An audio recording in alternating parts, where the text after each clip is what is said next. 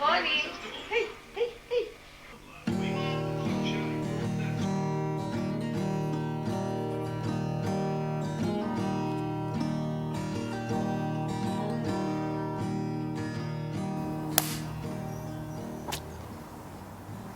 So, my story begins back in 1994 when two people by the name of Lily and Auntie Medved decided to go on a honeymoon and have a child. So, enter Mon into the world. Yeah, so basically my childhood was a pretty good one. It was privileged, was very spoiled. I was the firstborn grandchild. I was the first girl in the family as well. So I grew up with a lot of uncles and I feel like growing up, I was always taught to be one of the boys or be tough and, don't be weak, make sure that you stand your ground. Yeah, I kind of carried that through to my teen years and my adult life. I grew up in a Croatian Catholic community as well. Went to a Catholic primary school, went to a Catholic high school, and yeah, growing up, I felt like I was really lucky to have close groups of friends whose parents knew each other, and it was just like one big family, one big community. And I think growing up as a kid in that kind of environment, it's amazing because you always feel this sense of belonging. You've got a place in the world, you know where you fit in because these are your people. They get you, they understand you. And yeah, so growing up, it was pretty good. I was always more into creative things. So my mum always tells a story about when I was 4 years old, she was like, you used to just love reading. You were just this kid who would just want books. You'd go to the toy store and be like, cool, let's go to the bookstore. So my love of writing and creating and storytelling started from a really young age. And there's one story in particular she tells. She's like, you used to get your little stool and your little table and you used to drag it to the backyard in the morning and you'd sit in the backyard facing the corner of the fence sitting there writing. And Dad used to come home all the time and be like, is she still out there? What is she doing? Mum's like, I don't know, she's just been sitting there writing. And Dad's like, she's 4 years old. What sentences can she put together? I feel like as a kid, I always lived in this fantasy land. I was always someone who just was envisioning and imagining and just thinking of a better world to live in. And sometimes I think back now as an adult looking back at my childhood, it might have been a way for me to just escape a lot of things that I was sort of suppressing as a kid. My mum and dad had me really young. Mum was 21, she just turned 21, dad was I think 23. So I was a bit of a surprise, but they say that it was planned. But they kind of just went straight back to work because they just bought a house, and it was back in the day, they just had to work. Mum couldn't be much of a stay-at-home mum. They had my grandparents, both sides of my grandparents were still around, so we got to grow up and spend a lot of time with our grandparents, which was amazing. God bless them, I love them to bits, but they were very old school. So a lot of my core beliefs and core values that I had instilled in me as a kid, they stemmed from very old generations. It wasn't really until I got older that I realized just how badly that kind of messed me up. Yeah, growing up with my grandparents was amazing. I loved being with them. I loved baking with my baba. I loved, learning Croatian from a really young age. I can still speak 2 languages now, which is really cool, but yes, Stefan, I can speak Croatian. Things, again, that I started to realize later in adulthood was that there was always this lack of that I felt growing up. And it never really came from my parents because I always knew that my parents would support me in anything. And I grew up with mum and dad always telling me just go and do what makes you happy. Find the thing you love and just go for it. F everyone else. Don't worry about what everyone else is doing. Just figure out what you want to do and go for it. So I knew I always had my parents' support and I knew that their love was always there. But growing up with my grandparents, they had very high expectations of me as a kid, academically, just as a girl in society as well. I always tried to be the good Croatian Catholic girl. Every little thing that I did, it was always make sure you don't fuck up anything because you don't want to bring this bad energy to the family name. Something that I kind of uncovered recently is that this feeling of worthiness is something that I really lacked as a kid because these expectations that were put on me as a child, I never met them. You'd get close, but it was just out of reach. So I always felt like I was chasing something or someone. I needed someone else's validation to tell me that you're enough, you're doing good, you're on the right path, you're ticking all the boxes and it's all well and good. So that's kind of where I feel like I need to start my story because None of the other shit's gonna make any sense if you don't know that about my upbringing. Yeah, so childhood was good. Like, it wasn't a bad time. I grew up, like I said, with friends that I'm still friends with to this day, and it's really awesome to know that, like, you've got those people around you constantly, because they literally probably live in the next street from you. Once I started to get into high school, part of me always felt like I didn't belong and fit in with the group that I was around. Like, a lot of my friends, they were really into like partying and drinking, and I just had that mentality of, you can't do that because that's not what like a good Catholic Croatian girl does. So in the back of my head, it's almost like these voices in my head were like my grandparents being like, pametu glavu, and it was just like constantly being drilled in you. So I mean, it's good because I never did anything really stupid when I was younger, but at the same time, that voice just never left my head. And then it got to a point where more voices just started entering my head, like as I started to get older. I put a lot of pressure on myself to perform academically, and it was always in my ear, like, you need to be a doctor, you need to be a lawyer, you need to find a job that, you know, earns good money, because it's all about respect. And, you know, I was a creative kid. For me to sit there and try to do maths and numbers and science, I hated it. I just didn't like the fact that I couldn't express myself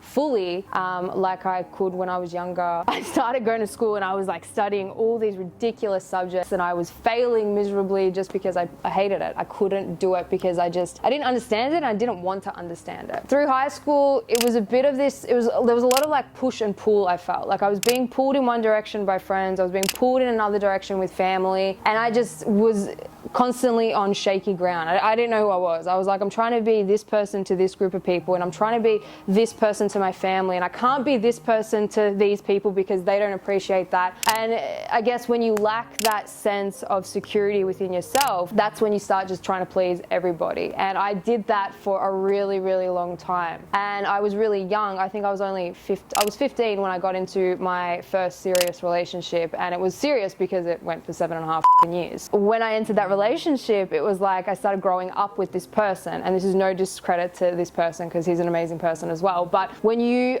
don't know who you are at 15, like who the is gonna know who they are at 15, then you get put into this relationship and you're growing with this person who's also molding you into somebody that they need you to be for them. It was like I just completely gave up on even trying to get to know myself. Basically, where shit started going south for me was when I turned 16. I started noticing like these really just weird thoughts. Like, I'd be sitting there in my room doing whatever, and I'd just start thinking about dying. And I remember sitting in my room being like, this is pretty like, people probably don't sit here and think about these things. And it wasn't until I was like 17 I started realizing like these thoughts were just like really controlling my life. They were really dark and they were really deep, and I never got taught how to deal or process with emotions because, again, my whole upbringing, I was constantly surrounded by strong women who never spoke up, women who were always shut down by the man and had to give their whole lives to the men in their lives. So for me, it was like, you can't talk about these things because you just have to deal with it. But how do you deal with it when you don't even know what you're actually dealing with? It wasn't until I was probably about 18, I felt like I was just losing control of myself. And nobody really knew what was going on because I was trying really hard to start my first business. I started a business straight out of high school, and it was a clothing brand. And I just had it in my head, like, I just want to be somebody. I want people to respect me, and I want people to see me as a success. So I was like, all right, I'm going to do that by getting into business. So I started this clothing label with a family friend of ours. I knew that it was not going to work because her heart wasn't in it, but mine was like 110% in it, because I was like, I can't fail at this. Like, if I fail at this, I'm proving them right that I shouldn't have done this, and I'm a f***er. We launched, and 3 days into the launch of our website, she completely pulled the pin on me. So I was like, cool, this is sick. Everybody is like laughing at me now because they were like, told you so, you don't know anything about business, you don't know anything about fashion, you don't know anything, what are you doing? That was my first experience with losing absolutely everything and having to start all over again. That taught me just, first of all, don't go into business with family. It was this burning desire to be a success. I wanted to prove everybody wrong and right that I could do these things on my own, that I, was worthy of having that kind of success. I decided I didn't want to go to uni because school for me, I hated the school system. I didn't like people telling me what to do. Like, as a kid, hated it. And close the door.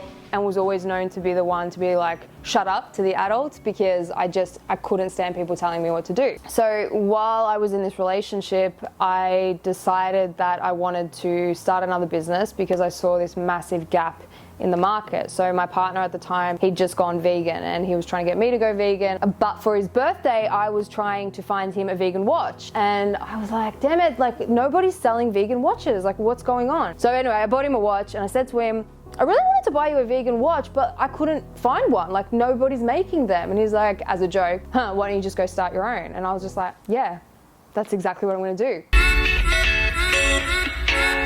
A year ago, we launched our first Kickstarter campaign, and now we're taking it back to where it all began. And Time for Change was born. Because I had the experience working a full-time job as a buyer, I kind of understood the world of business by that point, and I understood from all the mistakes I'd made in the first business how to kind of make this one work. So pretty much we got the ball rolling, we started concepting, getting samples and everything, and then yeah, we pretty much launched it with a Kickstarter campaign. We raised $20,000 in 2 weeks, put it into the first production, and that was really cool because we didn't realize how successful it was going to be and how quickly, because we were the first in the world to go to market with a vegan watch brand that was sustainable with recycled materials. We were introducing materials from like Portugal. We were experimenting with all these innovative fabrics like apple skins, wine extract leather, leather made from recycled plastic bottles, suede made from recycled plastic bottles, leather made from pineapple leaf fibers. We were the first brand to introduce Pinatex into Australia. So we did really cool things, and one of my proudest moments was that first year of business, we actually got to donate out of our own pockets $10,000 to charity, which was really, really cool to do in your first year. I think that's kind of where my love of supporting and helping people kind of came into it as well, and it kind of became this fundamental factor of why I wanted to succeed in business, was because I wanted to help other people. That was going really, really well, but I think, again, still being really young, not knowing who you really are and relying on everybody else, and now a business as well, to kind of dictate and tell you who you are. That sense of identity, I still didn't have it at like 19, 20. I hid behind the business a lot because I was like, this is my thing. Like I'm the entrepreneur. I'm the person that's got their shit together at 20. Like, look at me, I'm a success. I'm finally at that place. Like, yeah, it was stressful. Like a lot of the stuff we were doing, it was a first for the both of us. And I was fully in it. Like I had completely invested everything into it. He kind of wasn't, because he still had his own thing. He was playing soccer, he was going overseas, he was like doing his own thing. And it really used to shit me because I was like, I'm sitting here busting my ass and he gets to like go out with his mates, he gets to go and do this, he gets to go travel when he wants. And you know, those thoughts, those rampaging thoughts just started to really, really take over. And I was just angry all the time, like really, really fucking angry. And I never knew what to do with that anger. After about a year of that business, our relationship started to really suffer and struggle. And I was just completely losing it. Like I remember little moments where I would be sitting in my room just crying and being like, I don't know why I'm crying. Like, I don't know what's wrong. My body hurts. Everything just hurts. I'm in pain and I don't know how to deal with this pain. And still not being able to like talk about any of it, and still putting on this brave face because I'm supposed to have my shit together. I'm like, everybody's looking at me from the outside going, yeah, she's got it all. She's got a relationship. She's got, business. She's ticking all the boxes. She's doing really well for herself. But internally, I was tearing myself apart. Yeah, it kind of just got to this point where I knew I was at breaking point with everything, with the relationship, with the business. I was just trying to survive. Like every single day, every day just got harder and harder. Like to wake up, to be around people, to pretend around people, and to act like I was okay and I was fine. It started to really take a toll on me, because the other thing is stuff like depression and anxiety and suicide especially, that stuff's not spoken about in my family, because my uncle committed suicide when I was pretty much a newborn. So my family, it's just not something you bring up. It's not something you talk about. I kind of just like started really spiraling internally. Like I was never a drinker, like ever. And it was because growing up, I was surrounded by a lot of people who did drink a lot. And I used to hate watching people that I loved just put themselves in situations where it made me feel really unsafe. So I never drank just because I was like, I don't want to be like that. I don't want people to see me like that. I don't want to make other people feel unsafe. I kind of realized I was kind of losing myself even more when I started drinking a lot more, and then kind of came these moments where the physical pain in my body, I don't even know how to explain this. Like, it was like there was something that was just trying to completely come out of me, and I didn't know how to like let it out. I was just like, I don't know what to do. Like, this thing has to get out. And I remember the first time, and nobody was home, and my dad is a mechanic, and I don't know why, but he used to like always come home from work and empty his pockets, and he'd have like change and he'd have his keys and whatever. And he'd have these like little micro blades, but they were all, like, he'd leave them on the table. I remember going to the kitchen to get water one day, and I walked past the table and I saw these blades, and I was just like looking at them, and it was like this whole thing just completely like overcame me. And I took one of the blades and I went into my room and I just sat on the floor staring out the window, and I just like, it's like I almost blacked out, and I just like looked at my hands, and all my hands were just covered in blood. And I was like looking at my hands and going, this feels kind of good. That physical pain that I feel right now is actually, I can visibly see it leaving my body. And so I kept doing it. Then I kind of snapped out of it and was like, what are you doing? You're literally covered in blood. You're hurting yourself. What's going on? Why are you doing this to yourself? I kind of like cleaned everything up and just like threw the blades out and sat with it with my hands bandaged, and was like, I actually don't even know what I just did. And then when things started to get to be too much, whether it was in business, with family, with my partner at the time, I just kept finding myself physically harming myself. In my head, I internalized it as, if I can visibly see this pain leaving my body and I feel numb, that's okay, because then I can heal. It was summertime and I'd always be wearing jumpers because my hands were just constantly bandaged. And my friend, I remember one day at lunchtime, my sleeve must have been a little bit rolled up, and she was like, oh, what'd you do to your hand? And I was like, oh, like I burnt it on a stove. A few weeks later, she was like, how come your hand's like still not healed? Friends were noticing, but nobody was really like saying anything to me, because again, I still had my shit together. I was fine, I was all good. I had a smile on my face. I was like, yeah, everybody else is happy. That's cool. As long as everybody else is happy, like, it's fine. Then it kind of got really bad when I started doing a lot of stupid shit behind closed doors. I was just too ashamed to face anything and anyone. I remember my mum, she's the primary caregiver for one of my grandparents, and so she used to have all this medication stocked up in the kitchen, in the pantry. I don't know why, but one day I found endone tablets, and I was like, I'm gonna take some of these because I can't sleep, so I'm just gonna, whatever, it'll be fine. I remember taking these pills, and I was like, oh, this was kind of like good, this was nice. And I completely blacked out. And then the next morning I woke up and I was like, oh, I don't know what I just did. Like, why did you do that? And it's like it felt like there was always two people in my head. There was this one person that had common sense and was like, what the are you doing? Why? Your hands are covered in blood. You're taking stupid prescription medication that's actually not for you. And then there was this other voice in my head that was like, yeah, but it feels good. It's fine. You're still alive. You still woke up the next day. It's fine. And what it kind of felt like was I was in this cage, and I could see out of the cage, and I could see how good life could be. And I could see how good everybody around me was living their lives and how happy they were. But I was in this cage and I couldn't experience that. And every time something good did happen in my life and I kind of broke out of the cage, there was that other version of me that just had a baseball bat ready to beat the living shit out of me to put me just back into the cage. So in a way, it felt safer to just sit in my own suffering and be silent. It still breaks my heart to look back and reflect back on those periods of my life, because I look at that, 19, 20, 21-year-old as just a girl who was just trying to survive and just trying to like make sure that everybody around her felt okay when, yeah, she was literally slowly killing herself. I guess it just kind of kept escalating and I just kept kind of ignoring it, but these just voices in my head, it just got louder and louder and louder. And when you give in to voices like that, where they keep telling you,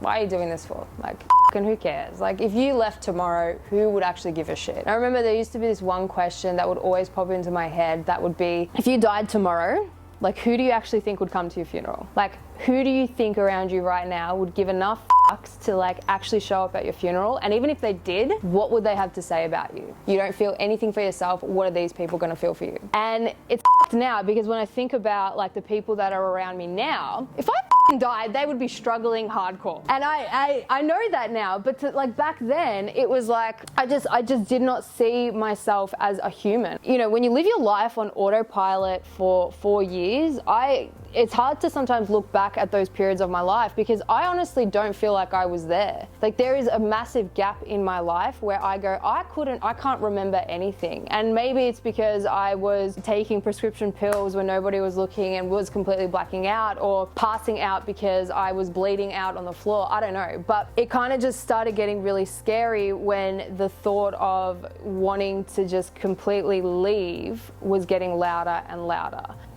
When you're in a relationship and you're dealing with somebody who doesn't want to help themselves, it's really hard. And I look back at that relationship with my ex at the time, and you know, part of me wants to apologize to him because I put him through fucking hell. I honestly said things to him and made me his problem when all he was trying to do was just love me. You only accept the love that you think you deserve, and at the time I just didn't think I deserved love. I just did not see myself as somebody who was worthy of any of it, so to accept it was really, really hard for me. It wasn't until I was probably about 21 I had 2 suicide attempts, and ooh, yeah. It always comes back down to my mum.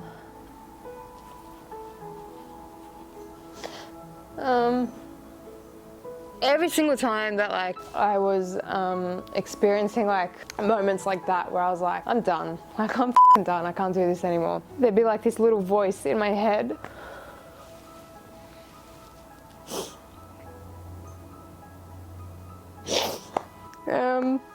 There'd be this little voice in my head that'd be like, don't do it to her again. Like, don't do it to her again. She had to go through this with her brother, and she had you, like, don't do this to her again. I knew, like, how much that would kill her at the end of the day. Like, and I haven't told my mum this, but she has no idea how many times she saved me in moments like that. Whew. It would always like just come back down to my mum, and I just think like, you can't do this to her. Like this will absolutely destroy her, and like there's got to be more to life than just this. You just need to figure this shit out, because like you're here and you're here for a reason, and you need to like figure out what that reason is, because it's not to be put here for 22 years and then decide one day that it's just over. My relationship, it was just like getting to this point where we just were not getting along at all, and it was getting really like vicious. We were just hating on each other and resenting each other, and it was just shit. Like it was the worst time of my life. I remember I started hanging out with like people who I normally wouldn't hang out with, and that was scary as well, because I was getting exposed to things that I just wasn't really exposed to before. There were all these red flags going off, being like, you got to change something because something's not working. You're putting yourself in situations that are really dangerous, and you shouldn't be in those places with those people. Those people don't give a fuck about you. If anything happened to you, they'd be too worried about themselves. So just go and like figure this shit out. I just said to myself that you need help. Like this is not right. You shouldn't be thinking these things. So I decided that I would speak to my mum and tell my mum about it. And that was probably the hardest conversation I've ever had to have with anybody, because when you're sitting in front of your parent and you see, like you physically see their heart break in front of you, and they are trying to put on a really fucking brave face, and they are trying their hardest to not cry. I remember telling my mum, and I saw, like, I couldn't even look at her face, because I was like, if I look at her face, like, I'm gonna completely break. And the first thing she did was she came over and she hugged me, and she was like, whatever you need, we'll get you. Like, you don't have to do this alone anymore. And that reassurance, that like love that I felt like I lacked, like I knew I had it in that moment. I was like, this woman has been through hell and back, and she wants to help me. She's like, she's gonna find whatever I need to like help me. Basically, we went and saw a psychologist. I think this is where my trust issues with authority figures comes into play. The first psychologist I saw, and again, I don't disrespect anyone in that field, they serve a purpose, but for me, this particular one royally f***ed me. They asked me all these questions, and one of the questions they asked was, does depression run in your family? And I was like, yeah, my uncle, he had it and he committed suicide. And maybe he didn't say it like this, but how I internalized it as like a kid, basically. Depression's hereditary. You're the unlucky one who just got the gene. And I walked out of the office and I was like, oh, sick. So I'm actually f***ed. Like, this is hereditary. You can't actually reverse this. Like, this is just who I am. Like, I am this broken thing. Like, you can't. That's it. So yeah, pretty much I got onto like the whole antibiotics, antidepressants bullshit, and it kind of started to help, but I just felt numb. I was just like, I just don't feel like me. Again, absent. I just wasn't present in my life. I was just existing. Still at that time, we still had the business, and you know, the stresses of all that were going on, and the relationship was kind of crumbling, and it kind of just got to this point where with my partner at the time, yeah, I remember the day that we kind of broke up, I was just completely done. I was like, I'm fucking over all of this. I can't do any of this anymore. I'm trying to figure out my own shit. I'm like trying to worry about a business that is doing really well and is exceeding all expectations. I'm trying to like keep this relationship together. Like, I got nothing put together and it's killing me. We ended the business, we ended the relationship, and again, I found myself in this position where I was like, here we are again. You fucking lost everything and now you got to start all over again. Do you need to cut it? Oh, yeah. Are you paying attention? Yeah, no, I'm paying lots of attention. I'm thinking about everything you're saying. No,